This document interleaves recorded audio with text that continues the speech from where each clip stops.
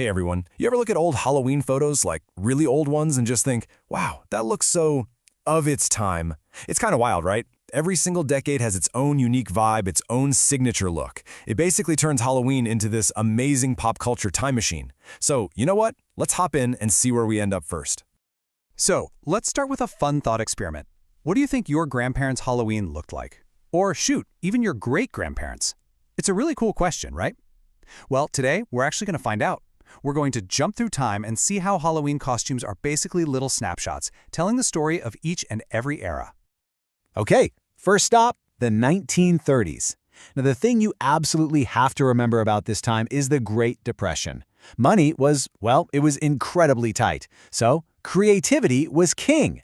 This is where you see all those classic, brilliantly homemade costumes. A witch, a ghost, a skeleton. I mean, you've seen the pictures. A simple white sheet became a ghost. People would literally use bleach to paint bones on black cloth. So resourceful. And even the biggest star of the day, Mickey Mouse, was a DIY project with some felt for ears and a pair of white gloves. All right, let's jump forward to the 1940s. The world is at war now, and you can see that pride and patriotism reflected in pretty much everything, including costumes. You had kids dressing up as soldiers and sailors, which makes total sense. And Rosie the Riveter, she became this huge symbol of strength. But people also needed a break from it all, a little escapism, and Hollywood westerns were the way to go. So tons of cowboys and cowgirls. And yeah, you still had your classic spooky stuff like the devil, probably just a pair of red long johns and a makeshift pitchfork. Oh man, the 50s. This is such a cool decade. It's all about that post-war boom. We're seeing the birth of teenage culture here. You've got your poodle skirt girls and your leather jacket wearing greasers. At the same exact time, the space age is kicking off and everyone's obsessed with sci-fi. So you see all these aliens with tinfoil antennas and silver face paint. And of course, the classic movie monsters like the Bride of Frankenstein, they were still totally in.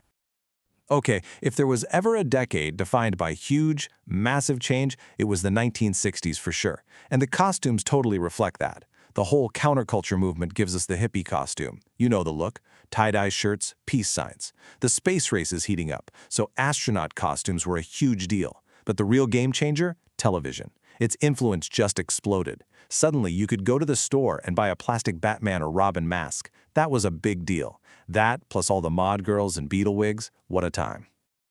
All right, time to get groovy. We're in the 1970s. This era really came down to two massive cultural forces: disco and Star Wars. I mean, you had polyester jumpsuits and platform shoes everywhere you looked. But then Star Wars came out in '77 and just changed everything. It took things to a whole new level. Those Luke, Leia, and Darth Vader masks, they became instant bestsellers. TV was still a big deal too, with shows like Charlie's Angels, and of course you had plenty of people dressing up as the king, Elvis, in that iconic white jumpsuit. And then the 80s arrived. This decade was completely transformed by two new things: the music video and the summer blockbuster. MTV was born, and suddenly we had these huge pop icons like Madonna and Michael Jackson. That red Thriller jacket? Legendary. At the same time, movies like Ghostbusters and A Nightmare on Elm Street gave us costumes that are still popular today. And you gotta love this. Even toys became costumes. The Rubik's Cube, made out of a painted cardboard box, so simple, so perfect. So as we roll into the 90s, pop culture starts to get a little more fragmented. You start seeing all these different niches, and you can totally see it in the costumes. For kids, it was all about the Power Rangers and Pokémon. For teens, it was movies like Clueless or that new self-aware horror from Scream with the Ghostface mask. And you can't forget the music. The whole grunge scene gave us that super simple but instantly recognizable flannel and ripped jeans look. Okay, new millennium. The 2000s were all about the takeover of these giant film franchises. I mean, Harry Potter and Pirates of the Caribbean just dominated Halloween for years and years. Superheroes started getting those gritty, serious reboots on film, and the good old zombie made a massive comeback in pop culture. But then, on the complete other side of things, you had the rise of reality TV. And that gave us a whole new kind of costume, the celebrity culture look, like that Paris Hilton glam style.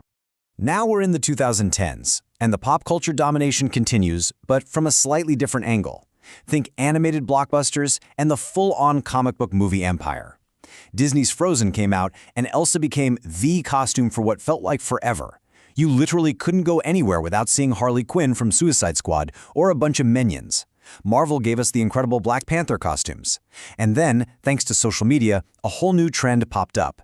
Those comfy, cute, and super shareable onesie costumes, like the unicorn. And here we are, right now in the 2020s. What's driving the trends today? Well, it's streaming hits like Wednesday and massive blockbuster movies like Barbie. We're also seeing more tech-inspired stuff, AI, robots, and cyborgs. And then there's just the pure, silly fun of things like the inflatable T-Rex costume. But what's really interesting is how our costumes reflect major world events too. You even saw pandemic humor start to show up, which is just a perfect example of how what's happening in the world ends up on our doorsteps on Halloween. So what's the big takeaway from all this? There's actually a fantastic word for it: Zeitgeist. It's a German word that basically means the spirit of the age, the defining mood of a particular time in history. And what we've just done, we've basically taken a tour of the zeitgeist of the last 100 years, all told through what people wore on Halloween. How cool is that? When you boil it all down, it's pretty simple. Our costumes are basically a mirror. They reflect our culture, our fears, and the people we see as heroes. It's fascinating, right?